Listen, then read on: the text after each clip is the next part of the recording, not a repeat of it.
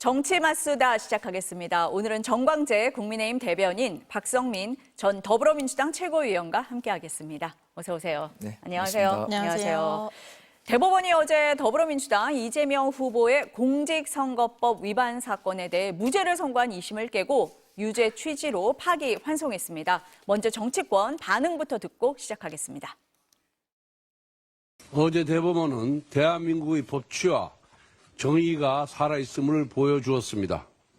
편향적이었던 2심 판결을 바로잡고 허위사실 유포로 유권자를 기만했던 이재명 후보에 대해 엄중한 처벌이 필요하다는 취지로 파기환송했습니다. 이는 고 김문기 씨와 그 유가족에게 보내는 뒤늦은 위로이며 권력자의 거짓말로 고통받은 무고한 공직자들을 위한 사법 정의의 외침입니다. 불공정한 정치적인 판결이자 대법원에 의한 사법 쿠데타이자 대선 개입입니다. 짜고 치는 것처럼 대법원 판결이 나자마자 한덕수는 총리직을 사퇴했고 오늘 대선 출마를 선언한다고 합니다. 대선판을 뒤흔들어서 대선 결과를 바꾸고 내란을 지속하려는 조직적 공작이 착착 진행되고 있다고밖에 볼 수 없습니다. 내란 행위, 헌법 위반 행위, 법률 위반 행위에 대한 죗값을 끝까지 묻겠습니다. 네, 어제 대법원 판결에 따라서 이재명 후보는 서울고법에서 다시 재판을 받게 됐습니다. 먼저 대변인님, 네. 어제 판결 어떻게 보셨습니까? 역시 대법원이다. 우리가 괜히 삼심제를 채택하고 있는 것이 아니죠. 대법원이 법리와 관련해서 정확한 판단을 했다고 생각하고요.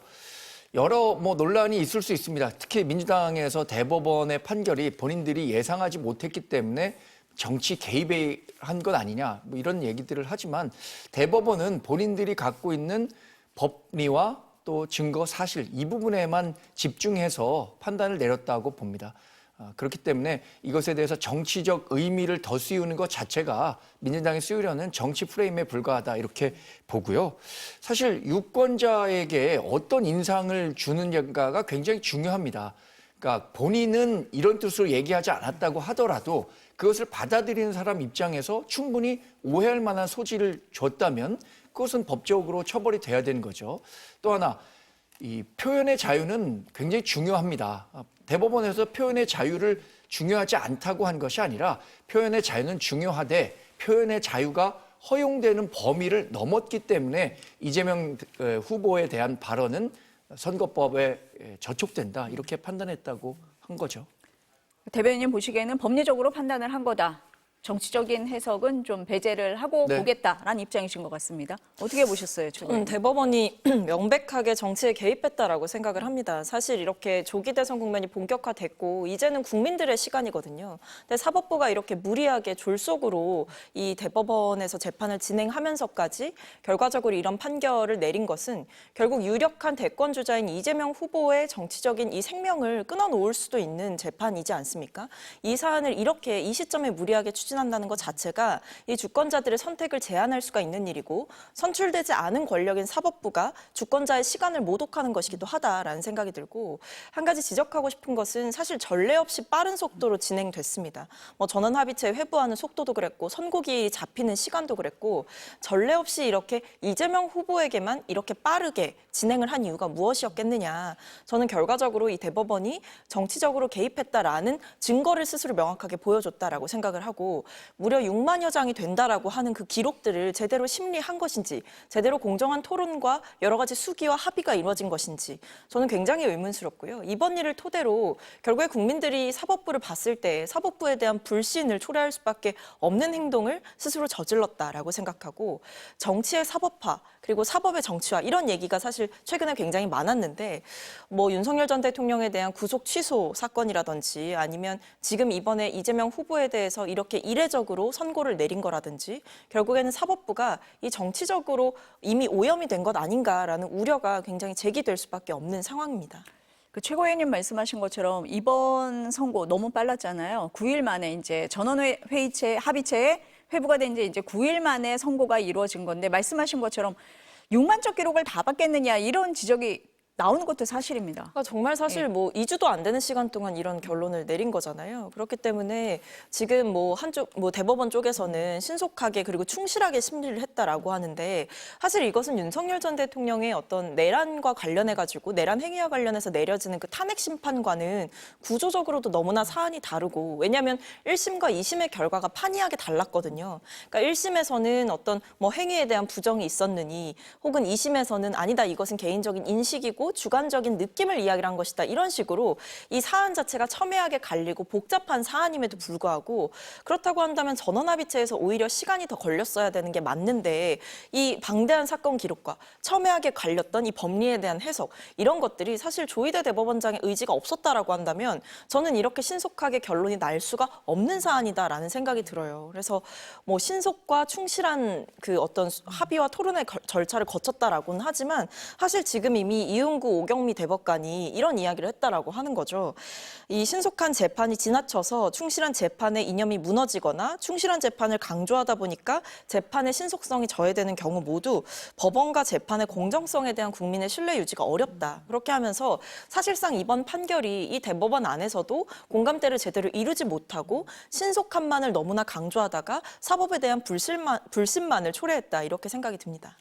조희대 대법원장이 원래 633, 그러니까 6개월, 3개월, 3개월 일찍 선고를 해야 된다. 신속한 선고를 강조하기는 했는데 지금 최고위원님 말씀하신 것처럼 6만 쪽을 언제 다 받겠느냐. 이 부분은 어떻게 보세요, 대변인? 민주당에서 주장하는 것에 대해서 저는 분명히 제가 대법원의 대변인은 아닙니다만 대법원이 설명한 부분이 있습니다. 첫 번째, 왜 이렇게 빨리 진행할 수밖에 없었느냐. 첫 번째 원인은요.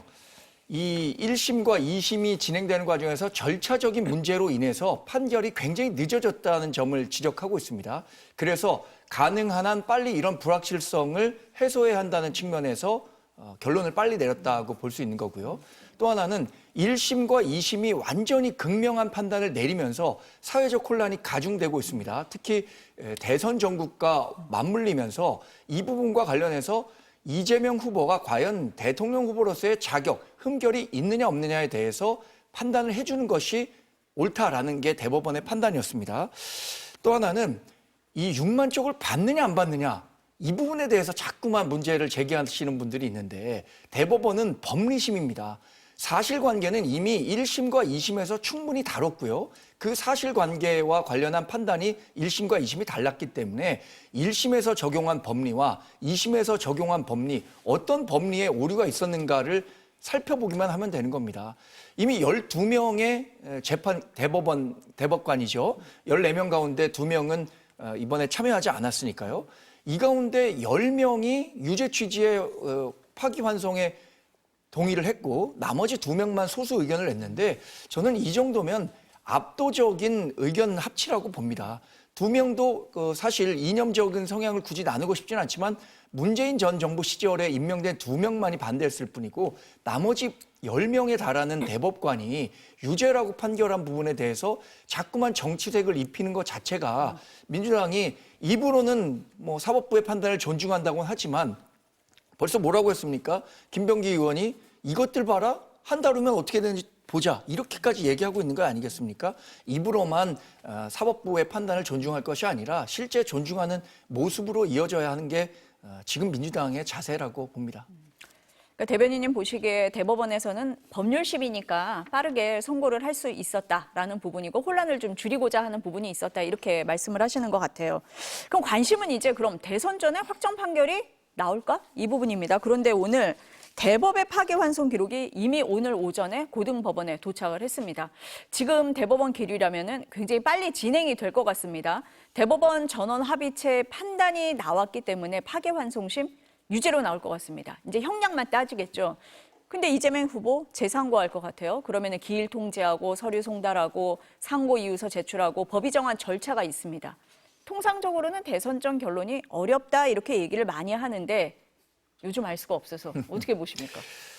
저도 뭐 이재명 후보가 본인이 갖고 있는 방어권을 충분히 행사할 것이라고 생각하기 때문에 6월 3일 대선이 있기 전까지 최종적으로 대법원 판결이 확정되긴 어려울 것이라고 예상합니다. 그렇게 되면 이재명 후보는 본인이 무자격자임에도 불구하고 출마할 수 있다고 판단해서 출마를 하고 국민적인 평가를 받겠다고 할 텐데 저는 우리 당에서 얘기하고 있는 것처럼 이렇게 되면 이재명 후보가 설령 대통령이 된다고 하더라도 대법원 판결로 인해서 다시 대통령직에서 물러나고 또 한 번 조기 대선을 치러야 하는 국력의 낭비가 있습니다. 국론의 분열이 있고요.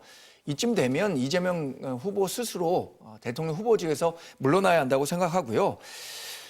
이재명 후보가 얘기하고 있는 부분들에 대해서 이미 대법원은 유죄가 확실하다는 취지의 파기환송을 한 거예요. 특히 또 양형과 관련해서는 대법원에서 정할 수는 없지만 양형 법정주의라는 게 있습니다. 그 지금 얘기한 내용을 적용한다면 벌금 100만 원 이하, 그러니까 피선거권이 박탈되지 않는 수준으로 고법에서 양형을 받기는 불가능하다고 판단되거든요. 그렇다면 이제 본인이 스스로 결정해야 할 시국이라고 생각합니다. 뭐 형량은 더 따져봐야겠죠. 네, 어떻게 네. 보십니까? 예. 일단은 뭐 양형 이제 서울고법에서 양형만 결정해야 되는 상황이 된 거고 핵심은 이제 벌금 100만 원 이상의 형을 선고하느냐 그렇게 됐을 때 이제 피선거권이 박탈될 수 있는 문제가 있기 때문에 그 부분을 주목해서 봐야 되는데 앵커께서 짚어주신 대로 설령 그렇게 피선거권이 박탈되는 형량이 결정이 고등법원에서 된다라고 하더라도 재상고를 할 수 있는 것이고 그 재상고의 절차에 따르게 된다면 사실은 대선 전에 어떤 판결의 결론이 나오는 것 자체가 불가능한 상황입니다. 저는 그런 점에서 대법원이 너무나 비겁한 행태를 저는 보였다고 생각을 하는 것이 뭐 유죄 취지로 파기환송한 것과 별개로 사실 굵직한 현안들이 있었어요. 헌법 84조에 대한 해석의 논란이라든지. 그러니까 사실 이런 거는 이미 예견된 문제인 거잖아요. 이재명 후보가 만약에 대통령이 된다라고 하면 이재명 후보의 이 판결과 상관없이 사실상 이미 진행되고 있는 재판 혹은 남아있는 재판들이 있는 상황이기 때문에 헌법 84조에 대한 논란이 재점화가 될 거거든요. 이 부분에 대해서 사실은 대법원이 이번에 판결을 내릴 때 저는 해석을 좀 해줬어야 된다라는 생각이 듭니다. 근데 그 부분에 대해서 명확하게 이야기를 하지 않았죠. 그저 빠르게 이제 뭐 전원합의체 회부해서 선고를 하고 유죄 취지로 파기환송 결정만 내렸을 뿐이지 핵심 쟁점이 되고 있는 헌법 84조에 대한 해석은 전혀 하지 않았다라는 겁니다. 그런 점에서 결국 오히려 부담은 양형을 결정해야 되는 고등법원에 이제 손에 달리게 된 것이고 이 외에도 설령 이 재판과 관련해서 고등법원에서 빠르게 결론을 내린다라고 하더라도 여러 절차는 남아 있어서 오히려 정치적인 혼란은 더 가중이 되는 상황이고 그것과 동시에 또 별개로 법적으로는 헌법 84조에 대한 논란이 여전히 불씨가 살아있기 때문에 사실 대법원은 무리하게 정치에 개입한 것 외에는 아무것도 매듭짓지도 못했고 혼란을 뭐 종식시키거나 국민을 통합시키거나 이런 역할을 단 하나도 하지 못한 거예요. 그렇기 때문에 저는 이번 대법원의 결정 자체가 정말 정치적으로 개입했다라고 오해받을 수밖에 없는 처사를 보여줬다라고 생각을 하고 있습니다. 그러니까 최고 위원님 보시기에 대법원에서 신속하게 결정을 내린 건 혼란을 줄이겠다라고 했는데 지금 결과적으로 보니까 오히려 혼란이 더 가중되고 있는 거 아니냐. 지금 말씀하시면 헌법 84조 불소추 특권 얘기를 하는 거잖아요.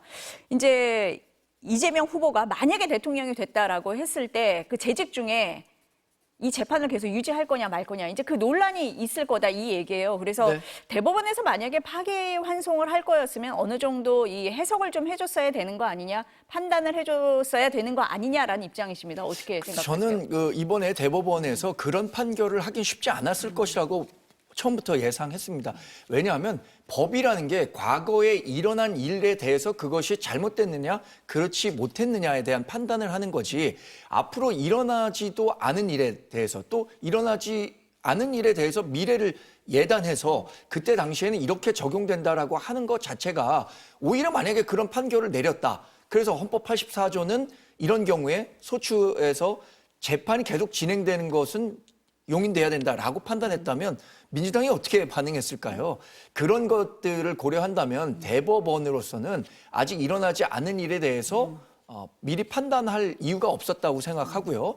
결국 이 부분은 여러 법학자들 가운데 이견이 엇갈립니다. 그냥 대법원에서 계속 재판을 진행하면 된다라고 얘기하는 분들도 있고 헌법 84조와 관련해서 헌법재판소에서 판결을 받아봐야 된다라는 여기도 있으니까 저는 이 논란을 가장 손쉽게 잠재울 수 있는 방법은 이재명 후보가 이렇게 흠결 있는 후보임에도 불구하고 대한민국을 1급 대통령으로서의 자격이 되느냐 이 부분에 대해서 국민이 판단하시면 된다고 생각하거든요. 그런 면에서 대법원의 판결은 의미가 있다고 봅니다. 그러니까 대법원에서 굳이 이 부분까지 판단을 할 필요는 없었다. 또 판단하기도 쉽지 않았을 것이다. 이렇게 보시는 만약에 거네요. 이재명 네. 후보가 대통령이 실제로 된다. 그럼에도 불구하고 재판이 진행되느냐 그렇지 않느냐에 대한 문제가 사회적 공론화가 된다면 그때 가서 이 문제에 대한 답을 주면 되는 거지.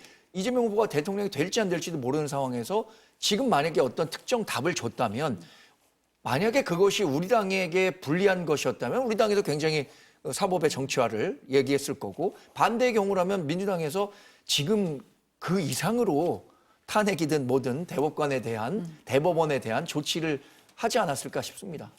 오늘 그 정청래 법사위원장이요.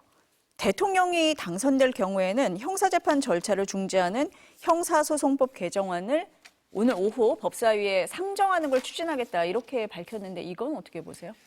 이런 상황들을 보면서 정말 이재명 민주당 후보가 대통령이 됐었을 때 대한민국이 어떻게 갈 수 있는가 이거에 대한 전조곡을 봤다고 생각합니다.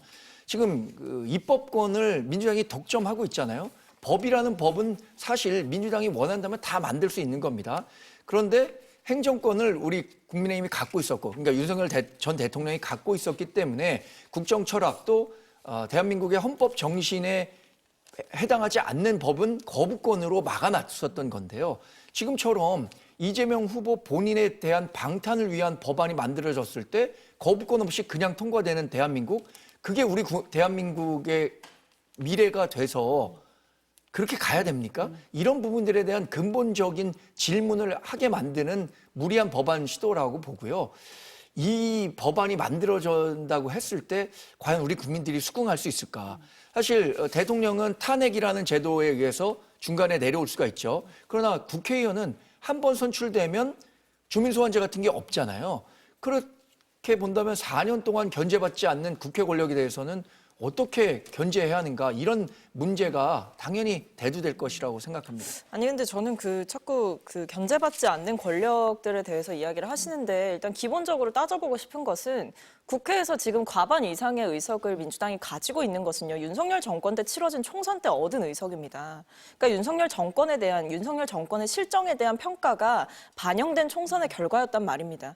근데 이것을 가지고 이재명 후보가 대통령이 되면 안 되는 이유의 근거로 삼는 것이 저는 논리적으로 타당하지 않다라는 생각이 들고 오히려 왜 국회에서 그렇다고 한다면 국민의힘이 과반도 못 미치는 의석을 얻었고 여소야대 국면이 되었었는지에 대한 반성이 먼저여야 되는 거 아니겠습니까? 근데 지금 조기 대선 국면에서 자꾸만 뭐 국회도 다 민주당이 가져가고 대통령마저 민주당이 가져간다라고 얘기를 하시는데 하나하나 따져보면 결국 국회에서 민주당이 이길 수 있었던 것, 다수 의석이 될 수 있었던 건 윤석열 정권의 실정이 쌓였었기 때문인 거고요.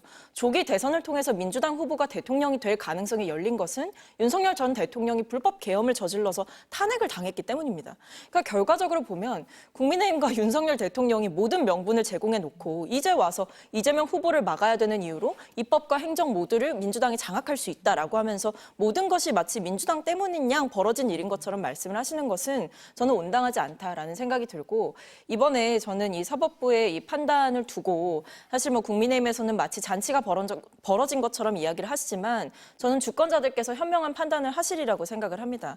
기본적으로 이재명 후보의 사실 사법적인 이야기는 뭐 한두 차례 있었던 이야기가 아니고 이미 이것은 지난 총선 때 그리고 지난 전당대회 때 모든 것이 다 반영이 돼서 치러졌던 선거들이었습니다. 그럼에도 불구하고 이재명 후보가 압도적으로 선택을 받았고 압도적으로 사실은 민주당이 이길 수 있었던 겁니다. 그때 과거의 총선 때도 2조 심판론 얘기하면서 사법 리스크 얘기를 하셨었거든요. 국민의힘 쪽에서. 근데 저는 결과적으로 지금 이번에 대법원 판단에 대해서 굉장히 좀 답답하고 이해가 안 되는 부분이 많음에도 불구하고 이재명 대표께서도 말씀을 하셨듯이 결국 국민들이 정치를 하는 것이다라고 이야기를 하셨고 국민들의 선택을 믿는다라고 이제 이야기를 하고 있는 거거든요. 저는 주권자들께서 현명하게 판단하실 거라고 생각합니다. 그런데 그러면 지금 얘기되는 것처럼 선거법 250조 1항을 완전히 무력화시키는 법안을 민주당이 이재명 후보를 위해서 만들고 헌법 84조도 무력화할 수 있는 법안을 만들어서 통과시키겠다고 하는 게 정말 그게 대한민국을 위한 겁니까? 아니면 이재명 후보 혼자만을 위한 겁니까? 민주당의 지금 권력 구조가 이재명 방탄에 적극적으로 나서는 사람만이 인정받을 수 있다는 그런 연성 독재화돼 있기 때문에 이런 발상들이 나오는 거 아닌가요? 이런 대한민국을 지금 민주당이 정말 원하고 있는 겁니까? 그렇다면 그건 국민들에게 이런 법안이 정말 필요하다고 생각하시는지 물어볼 필요도 있다고 생각합니다, 저는. 물론 뭐 이런 법안들에 대해서는 의견이 충분히 갈릴 수가 있죠. 비판의 목소리도 있을 수 있습니다. 근데 저는 한 가지 질문을 드려보고 싶은 건 이재명 후보를 위해서 법안을 만든다라고 이야기를 하기 전에 왜 이재명 후보만 이렇게 탄압을 받아야 되는지도 좀 묻고 싶어요. 윤석열 전 대통령을 위해서는 사실 온갖 특혜라든지 아니면 온갖 방어막을 다 치워오지 않았습니까? 사실상 뭐 대통령 부부에 대한 압수수색이라든지 소환조사라든지 제대로 한 번 있지도 않았었던 것이고 심지어 대통령 경호처에 의해서 번번이 압수수색에 막히는 일도 있었던 것이고 지금 내란죄와 관련한 제대로 된 수사도 잘 이루어지고 있지 않다라는 비판도 있는 거거든요. 그리고 사실 처음에는 윤석열 전 대통령이 형사재판에 참석을 할 때 촬영도 불허가 됐었어요. 구속 취소도 됐었습니다. 그러니까 이런 식으로 사실 모든 법망을 피해가고 있는 윤석열 전 대통령을 보면서 또 한편으로는 이재명 후보 같은 경우에는 계속 과거에 이제 불송치 결정이 나거나 이제 더 이상 수사를 진행하지 않겠다라는 결론이 났음에도 불구하고 검찰이 다시 재수사를 이제 지시하거나 아니면 굳이 계속해서 소환을 하거나 계속해서 조사를 하거나 이런 일들이 벌어졌고 심지어 지금 상황에서 대법원의 판결도 이례적으로 지금 이렇게 빨리 결정을 하는 거잖아요. 전원합의체에 회부되고 이 모든 걸 이 짧은 시간 안에 진행했던 재판이 있었느냐 묻고 싶습니다. 그래서 저는 뭐 이재명 후보를 위해서 당이 움직이는 거 아니냐라는 것을 말씀하시기 이전에 사실 왜 이재명 후보만 이렇게 무도하게 수사를 받아야 하고 무도하게 이렇게 공격을 받아야 하고 윤석열 전 대통령에겐 적용되지 않았던 김건희 여사에게 적용되지 않았던 그 법의 잣대가 왜 이재명 후보에게만은 이렇게 촘촘하게 적용되고 과하다 싶을 정도로 빠르게 적용되는 것인지 묻지 않을 수가 없습니다. 국민의힘에서는 어제 대법원 판결이 나온 다음에 이재명 후보가 자진 사퇴해야 한다 이렇게 얘기를 했습니다. 민주당에서는 후보 교체 없다. 국민의 시간이다. 국민의 판단을 받아보겠다라고 했습니다. 지금 이제 압도적인 지지율을 보이고 있잖아요. 이 추세가 어떨 것 같습니까? 일각에서 오히려 지지층이 더 결집할 거다 이렇게 보기도 하고 또 아니다 이렇게 보기도 하고 어떻게 보세요? 저는 사실 오히려 지지층이 좀 결집하는 효과가 있지 않을까라는 생각이 들어요. 왜냐하면 앞서도 말씀드렸듯이 너무 이례적으로 속도를 대법원이 냈기 때문에 사실 이 판단의 절차적인 공정성 문제라든지 아니면 이 신속하게 결론을 내려졌으나 결과적으로 봤을 때 이 대법관들 사이에서 제대로 된 심리와 합의와 수기가 있었느냐. 정말 이것이 어떻게 보면 결론을 정해두고 달린 것이 아니냐. 결론은 처음부터 정해져 있었던 것이 아니냐. 이런 의심을 들게 하는 판결이거든요. 그렇기 때문에 이런 대법의 결정을 보면서 사실 윤석열 전 대통령의 구속 취소 결정이나 이런 사태를 통해서 좀 사법부에 쌓였던 불신이라던가 불만 이런 것들이 오히려 더 팽창하고 촉발되는 그런 결과들이 있을 거라고 보고 오히려 주권자의 선택을 기다리겠다라고 초연한 입장을 낸 이재명 후보를 보면서 지금 상황에서 오히려 국민들께서 더 힘을 실어주는 결정을 하실 수도 있다라는 생각이 듭니다.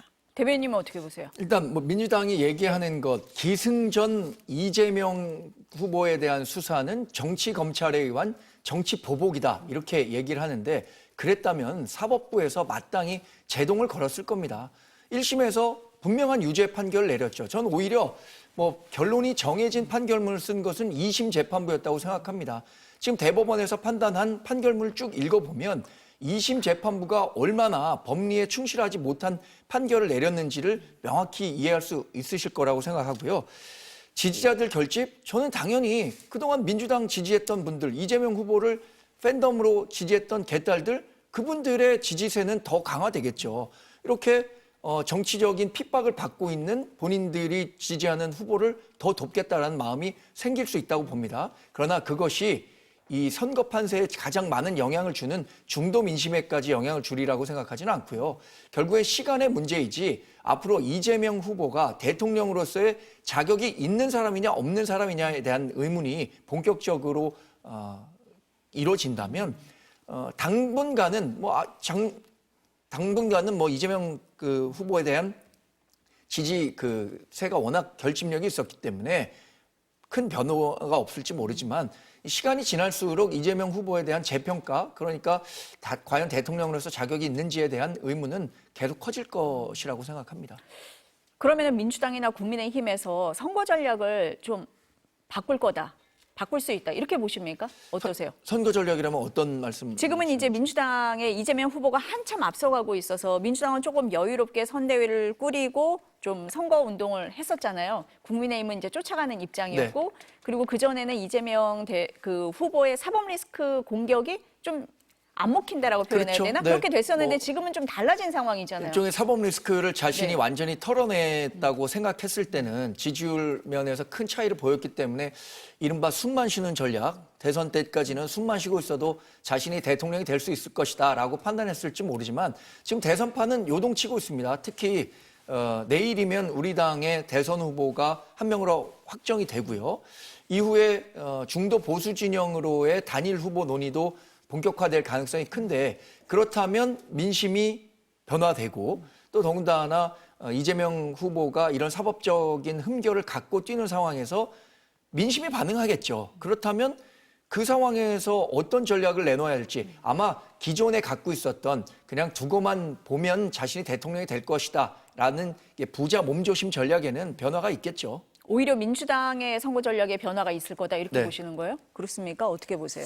글쎄요, 뭐 일단 지금 네. 상황에서는 이제 급하게 좀 대응을 하기도 했고 차분하게 뭐 이 상황을 좀 봐야 된다라는 여론이 전 점점 커질 거라는 생각은 드는데 저는 민주당이 크게 흔들림 없이 나갈 거라고 생각을 합니다. 결국 이재명 후보의 입장도 국민을 믿고 간다라는 입장인 것이고 당에서도 대법의 판단에 대한 어떤 유감스러움은 강력하게 표현을 하지만 또 동시에 결국 이번 선거가 어떤 내란 종식을 이제 전면으로 내걸고 치러지는 선거이고 그리고 윤석열 전 대통령의 이 불법 비상 계엄으로 촉발된 대선이기 때문에 결국 이 판의 흐름 자체가 아무리 이재명 후보를 흔들려고 하고 사법적인 이야기를 갖다 댄다라고 하더라도 결국 이미 그 이전에 윤석열 전 대통령을 통해서 우리나라의 민주주의와 국민들의 기본권이 위협을 받는 사태가 있었기 때문에 그 사태를 바라보시고 기억하셨던 국민들이라고 한다면 결국 이번 대선에서 이재명 후보를 지지해 주시지 않을까라고 저는 생각을 하거든요. 그래서 결국 이번 선거 자체는 민주주의와 국가 정상화를 걸고 싸우는 그런 대선이라고 저는 생각을 합니다. 그래서 이게 어떤 후보의 어떤 리스크를 계속 운운하면서 공격하는 것으로는 저는 유권자들의 마음을 국민의힘이 돌릴 수 없을 거라고 생각하고 그동안 국민의힘 측에서 보여줬던 윤석열 전 대통령과 연을 끊지도 못하고 심지어는 신당 창당 움직임까지도 있었던 그런 윤석열 전 대통령의 움직임을 보면서 오히려 국민들께서는 국민의힘까지 완벽하게 심판해야 한다라는 생각이 더 강해지셨을 거로 봐요. 그래서 이번 대선 자체는 아마 저는 이런 그 분위기 속에서 치러지는 대선이기 때문에 어떤 이재명 후보의 사법 리스크가 큰 영향을 미치지 못할 거다라고 보고 있습니다. 근데 사람이든 기관이든 동물이든 본인이 위기에 처했을 때 그 사람이 갖고 있는 본질, 본성이 나온다고 생각합니다. 저는 이번에 대법원의 그 이재명 후보에 대한 유죄 취지의 파기환송이 나온 이후에 그 이후에 펼쳐지는 민주당의 입법 독주, 특히 행정부에 관한 무제한 탄핵, 최상목 권한대행이었죠. 최상목 경제부총리에 대한 탄핵안은 사실 다 물미단으로 가라앉아 있었던 건데 대법원 판결이 나오기가 무섭게 그 비상의총을 통해서 최상목 경제부총리에 대한 탄핵을 하고 심우정 검찰총장에 대한 탄핵에 나서겠다고 하는 것, 이것이 이재명 민주당 후보가 대통령이 됐었을 때 대한민국이 어떻게 갈 수 있는 것에 대한 아까 전주곡이라고 말씀드렸는데 이런 그 위기감이 중도 진영에선 갈수록 커질 수밖에 없을 것이라고 생각합니다. 지금 분풀이 탄핵하는 거 이재명 민주당 지지하는 사람들은 뭐 기분은 좋을 수 있겠어요. 당분간 화풀이하는 차원에서. 그러나 그것이 결국 본인들이 집권하려고 하고 수권 정당으로서의 위치를 강화시키는 데 도움이 될까? 이 부분과 관련해서는 곰곰이 다시 한번 생각해 봐야 하는 대목이라고 생각합니다.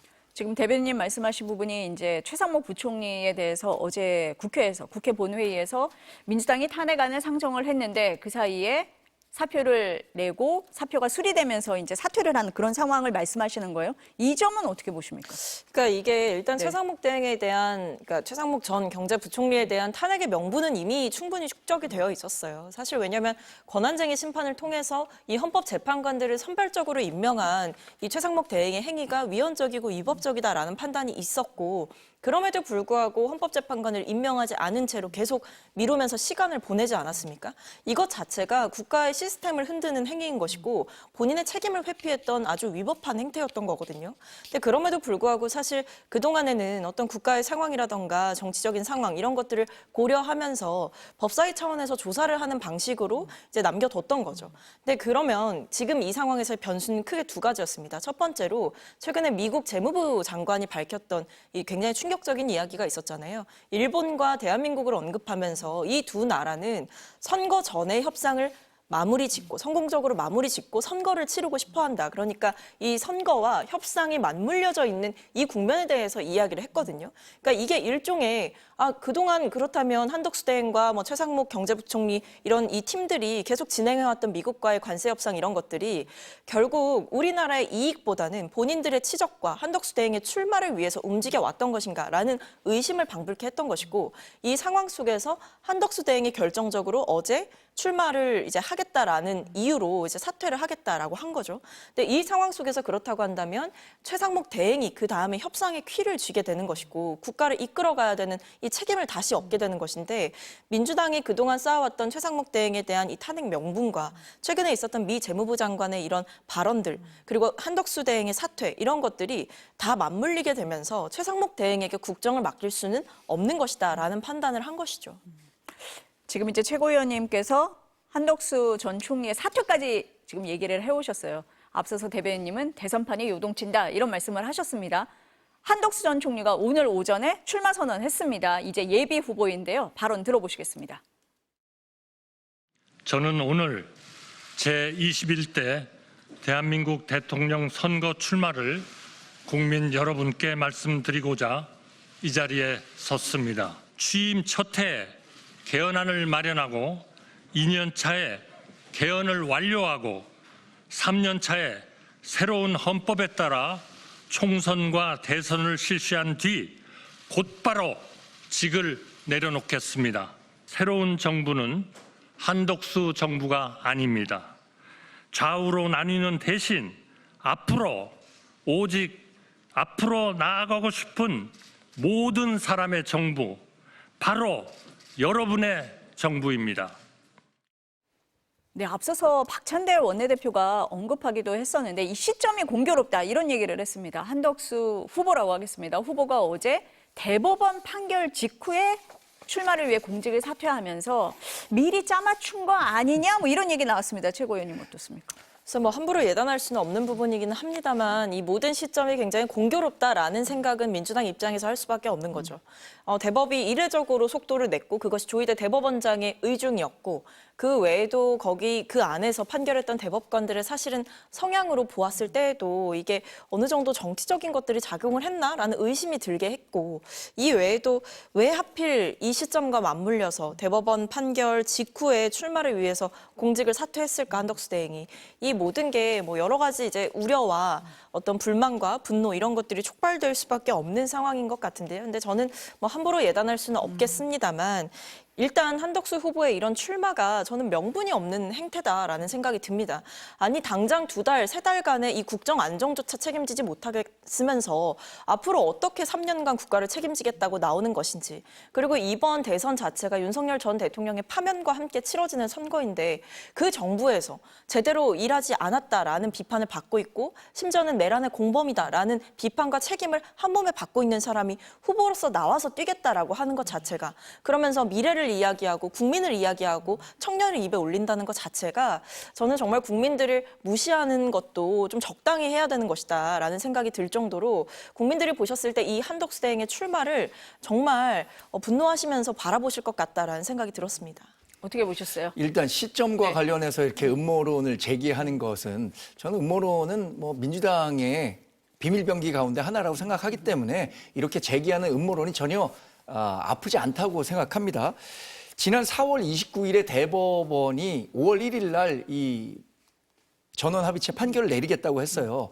그런데 한덕수 후보 같은 경우에는 이미 권한대행 시절에 5월 1일이면 사퇴하고 5월 2일이면 출마 기자회견을 할 것이다라는 게 기정사실화 되다시피 했습니다. 그런데 3시에 판결이 있었고 4시에 한덕수 후보 당시 권한대행의 기자회견이 있었다고 해서 그것이 사법부와 행정부가 마치 짜고 시점을 했다는 것 자체가 그만한 설득력을 가질 수가 없다고 생각하고요. 저는 뭐 한덕수 후보가 지금 출마해야 하느냐 그렇지 않아야 하느냐, 특히 이 국정 운영을 담당했던 권한대행으로서의 막중한 임무를 방기하고 후보로 뛰는 것에 대해서 개인적으로 뭐 찬성하는 편은 아닙니다만, 그렇다고 한덕수 전 총리에 대해서 후보로서 뛸 자격조차 없다라고 얘기하는 것은 민주당이 할 얘기는 아니라고 생각합니다. 민주당의 지금 이재명 후보는 결격 사유가 훨씬 더 확실함에도 불구하고 끝까지 뛰겠다는 거 아니겠어요? 특히 사법적으로 피선거권 박탈에 해당하는 형이 확정될 게 분명함에도 불구하고 나오겠다는 분과 여러 가지 의혹과 책임 때문에 나오지 말아야 한다고 얘기하는 것은 그 기준이 달라도 너무 다른 거 아닌가요? 나올 수 있다, 나올 수 있다 이렇게 보시는데 제가 뭐 그것에 네. 대해서 네. 찬성한 편은 아니지만 나오는 것은 한덕수 후보의 자유의지에 달려 있죠. 이렇게 되니까 이제 보수 진영에서는 계속 얘기하는 게 반 이재명 빅텐트잖아요. 그렇게 되면은 국민의힘 후보하고 뭐 최종 후보하고 단일화한다 뭐 이런 얘기가 나오는데 내일 최종 후보가 결정이 되잖아요. 네. 그럼 단일화는 순조롭게 진행이 되겠습니까? 글쎄 현실적으로 단일화가 순조롭게 진행되기는 어렵겠죠. 지난번엔 여러 번 경험하지 않았습니까? 뭐 1997년에 있었던 DJP 단일화 과정에서도 당시에 JP는 내각제를 DJ로부터 각서까지 받았음에도 불구하고 내각제 전환이 되지 않았고, 2002년에도 당시에 정몽준 후보와 노무현 후보가 상당한 줄다리기 끝에 단일화에 합의했고, 그래서 했음에도 불구하고 단일화가 마지막에 파기되는 것도 있었잖아요. 그래서 우리 한국 정치에서 단일화는 성공으로 가는 중요한 공식임에는 불구하지만 그 가는 길은 굉장히 어렵다. 그럼에도 불구하고 가야 하는 길은 맞는 거죠. 저는 지금 당장 그 선거가 치러진다면 민주당 이재명 후보에 대한 대항마로서는 중도 보수 단일화가 반드시 필요하다고 생각합니다. 그러나 그 과정에서는 반드시 우리 보수 정당의 중심인 국민의힘이 중심이 돼야 한다고 생각하고 있습니다. 일정도 촉박해 보이기는 하는데요. 일정 굉장히 촉박하죠. 사실 5월 11일까지 네. 그 선거 후보자 후보 등록해야 등록을 되니까. 해야 하는데 네.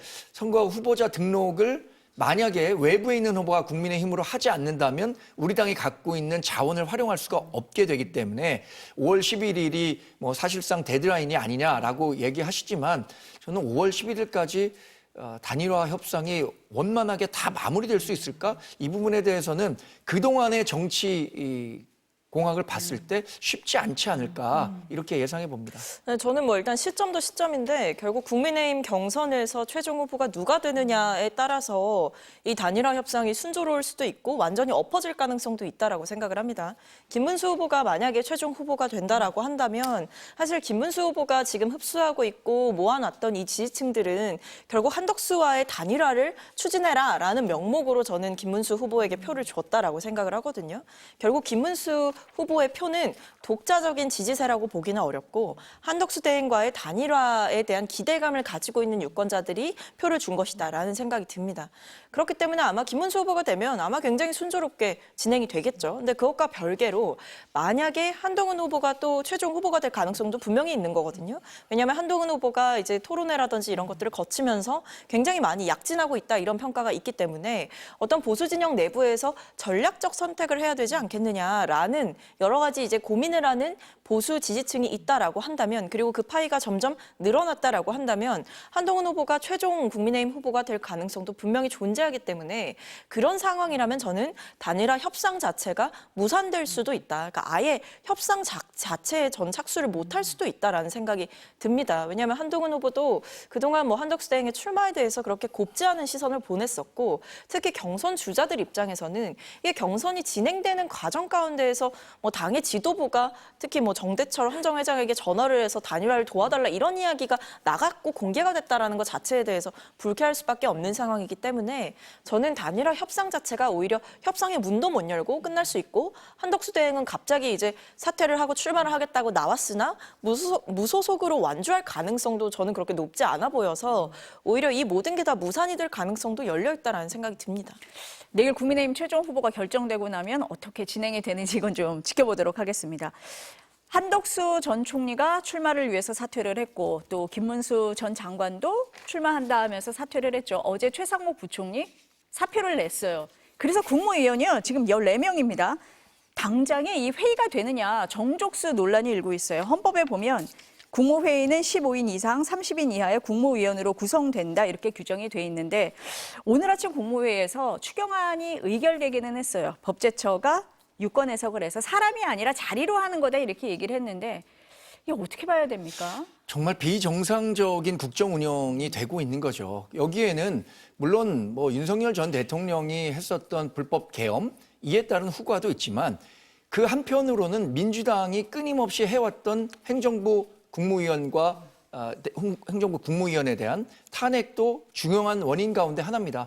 지금 그 자료를 좀 살펴보면요. 정부가 유권 해석을 통해서 이미 11명의 국무위원만 있어도 국무위원 의결이 가능하다라고 했고요. 대통령령을 통해서 조정이 가능하다고 하니까 지금 민주당이 이렇게 탄핵을 계속하면 결국 국무회의가 무력화되고 본인들이 만든 법안이 국무회의에서 거부권이 행사될 수 없을 것이다. 이렇게 추진하고 있는 모양인데 그것은 원천적으로 불가능하다는 점을 민주당 스스로 직시해야 하는 시점입니다.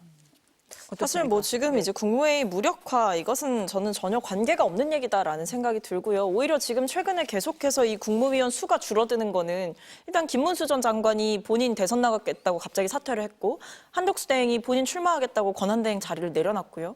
그다음에 뭐 그 다음이 이제 최상목 전 부총리거든요. 그러니까 순서상으로 보면 그렇습니다.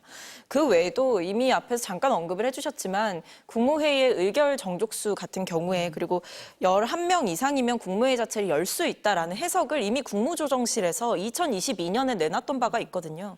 그때도 뭐 15명이 안 되면 국무회의가 무력화되는 거 아니냐 이런 여러 가지 보도가 있었고 그때 당시에 이제 설명 자료를 내서 국무조정실에서 명확하게 설명을 했습니다. 그렇기 때문에 지금 상황에서 국무회의가 마비된다거나 무력화될 목적으로 최상목 대행을 탄핵한 것 아니냐라고 이야기하는 그 주장에 대해서는 논리적 근거가 성립되지 않는 상황이다. 오히려 앞서 말씀드렸듯이 이런 이 대한민국의 통상 협상, 관세 협상 이런 것들을 사실상 선거에 활용하기 위해서 본인의 치적으로 뒷받침 삼기 위해서 오히려 이 관세 협상을 공정하게 진행해오지 않은 것 아니냐라는 이 책임으로부터 최상목 대행과 한덕수 대행이 전 대행이 이제 자유롭지 않았던 상황이기 때문에 탄핵을 추진할 수밖에 없었던 상황이다 이렇게 보입니다. 이렇게 잘 설명해 주셨음에도 불구하고 대중들이 기억하는 것은 최상목 경제부총리에 대한 탄핵이 대법원의 이재명 후보에 대한 파기환송에 대한 분풀이 성격이고 국무위원에 대한 지속적인 탄핵도 역시 국무위원회를 무력화하기 위한